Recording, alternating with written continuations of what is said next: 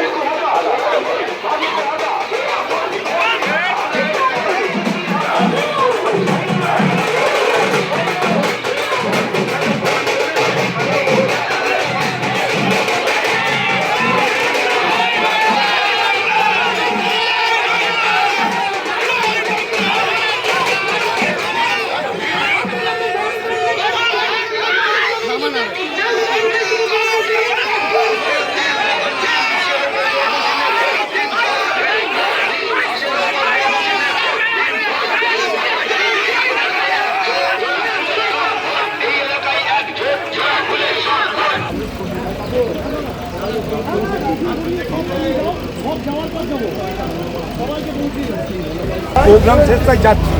কীভাবে বলতে পালিয়ে গেলেন, আমার প্রোগ্রাম শেষ। না দাদা, এইভাবে যেভাবে আপনাকে প্রত্যেকটা জায়গায় এইভাবে হেনস্থা করা মানে তো ওরা আমার কাছে পরাজিত। আর এবার আবারও বলে দিচ্ছি, পিছিয়ে যাবো এবার একদম। আর তৃণমূল যদি রক্তারক্তি চায় তো রক্তারক্তি হবে। তৃণমূল যদি মনে করে রক্তারক্তি করতে চায় তো রক্তারক্তি হবে। এবার হুঁশিয়ার করে দিলাম। ফলো করুন বর্তমান।